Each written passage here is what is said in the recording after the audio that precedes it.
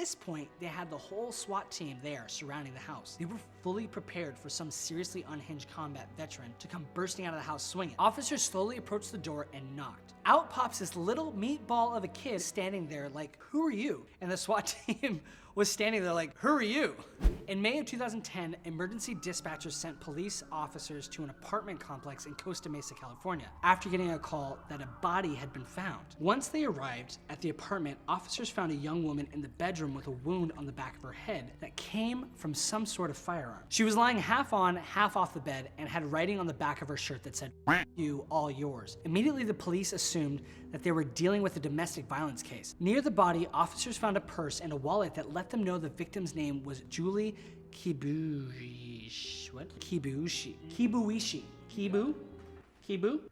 Julie was a sweet, beautiful, and intelligent 23-year-old girl who loved to dance and perform. The apartment unit that Julie was found in belonged to a guy named Sam Hare. Sam was a 26-year-old Army vet who quickly became our suspect primavera. Officers thought it was pretty obvious that someone with a military background like Sam's could be capable of snuffing Julie. But there was one problem. Sam was MIA. And investigators found Julie's cell phone at the scene and started to look through it. They saw a bunch of texts between Julie and Sam that were super toxic and really aggressive, and they're like, "Lovers quarrel? Signed, sealed, delivered, solved." Good job, fellas. Now that they just needed to find Sam, officers went to question Sam's dad, who was the unfortunate person that found Julie's body and had to make the 911 call. He was still super shook, but was adamant that his son could not and did not slay Julie. As far as he knew, his son didn't even have a girlfriend, and he had never heard of this Julie girl until, she was gone. And at some point, the cops didn't believe Sam's dad because there's the brigade background,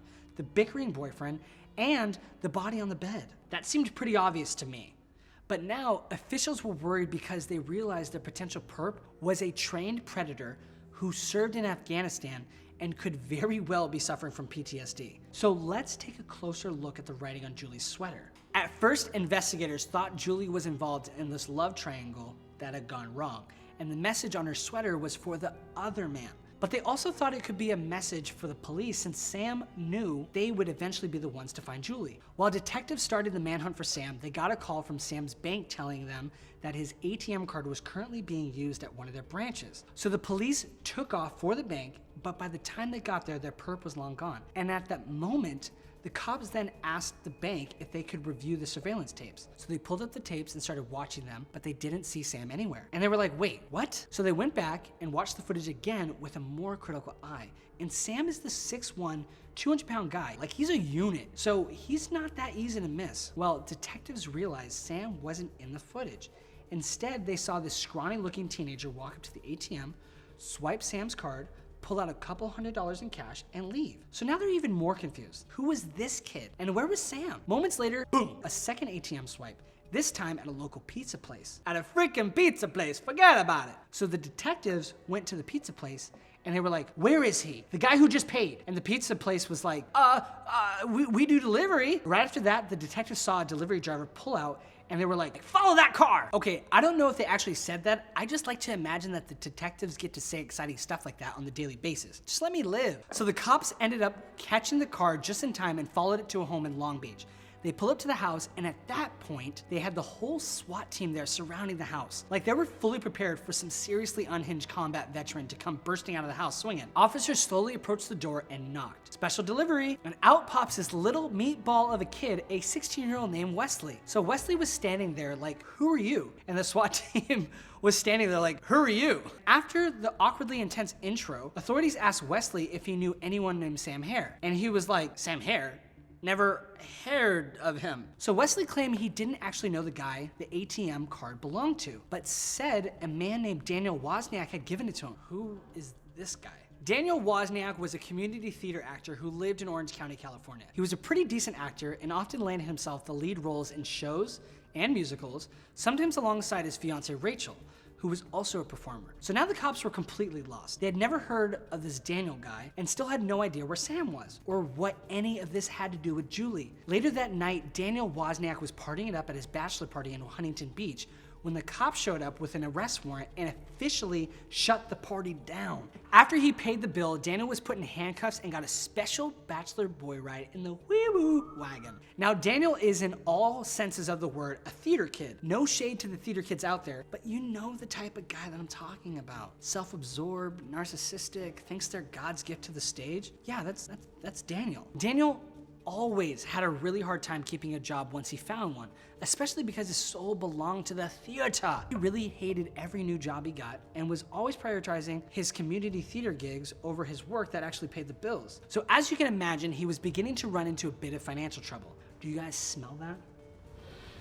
Smells like a motive. But wait, wasn't Daniel supposed to be getting married soon? How was he going to afford a wedding when he couldn't barely afford himself? Yeah. Within 48 hours of being arrested, Daniel was supposed to be marrying his fiancée and fellow actress Rachel. The cops carted Daniel Wozniak, to the station where he denied having anything to do with Julie Slang. He said the only crime he had committed was a credit card scam with his good pal Sam. According to Daniel, the plan was for Sam to give his debit card to Wesley, who would go to the bank and pull out a bunch of money.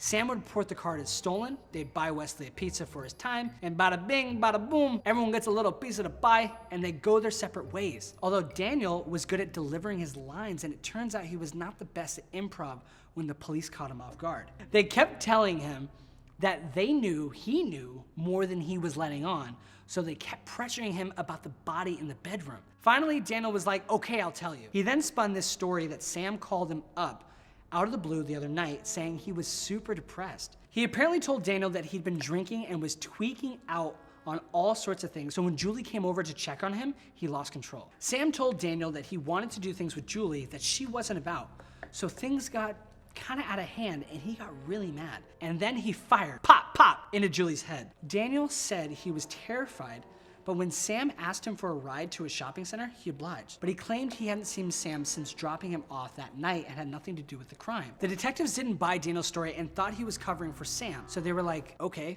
interesting. Can we get a DNA sample from you? And Daniel was like, sure thing, hold on. I'm actually remembering something else. And the detectives were like, go on. At this point, Daniel was starting to look visibly nervous and was starting to sweat like crazy. Daniel then told officials that Sam had shown up at his place that night to ask for help. He said he drove Sam to that shopping center, but still swore up and down that he had nothing to do with Julie Slang. Woo! Papa loves a puzzle. What was he trying to tell them? But more importantly, what wasn't he trying to tell them? So the cops played a round of good cop, bad cop.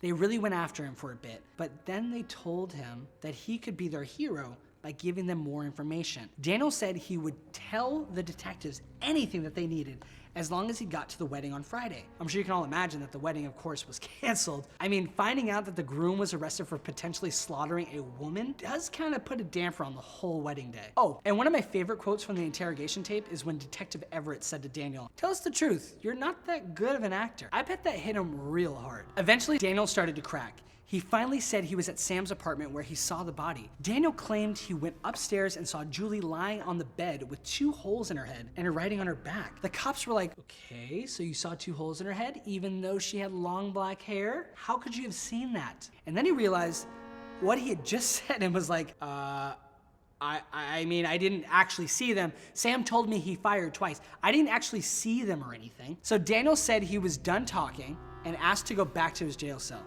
Once he was back behind bars, he called up his boo thing, Rachel. Rachel picked up and immediately asked Daniel what he had done. But Daniel claimed he didn't do anything and just told his dame that he helped Sam cover some stuff up. Rachel then told Daniel she was canceling all their wedding plans and needed to make the call to the detectives because Tim, Daniel's brother, had some incriminating evidence. Daniel was absolutely panicking and begged Rachel to hold off on calling the detectives because he wanted to tell them the whole story himself. And finally, it's time for Dan to spill the spaghetti. So Daniel went back in the room and told detectives, I'm crazy and I did it. By it, he meant snuffed Julie and Sam. Well, I guess we found out where Sam was 6 feet under. So Daniel told officials that the whole thing was just about money, nothing more. And as you know, Daniel had been having money problems and Sam accidentally let it slip that he had around $62,000 saved up from his time overseas. Daniel instructed authorities to find Sam's body at the military base in the attic of the theater, but he warned them that they were going to be missing pieces. That's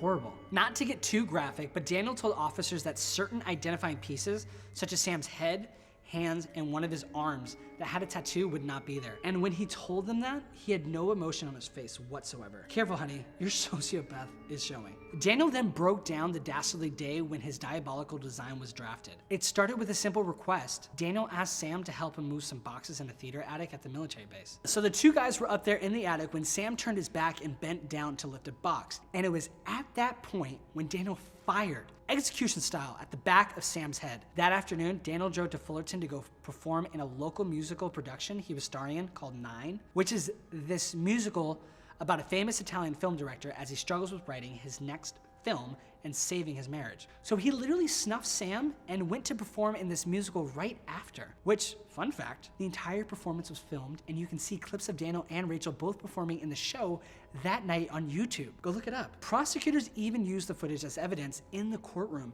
And besides castmates remembering Daniel seemed a little off and missed a few cues, he still delivered a pretty decent performance. Who is this guy?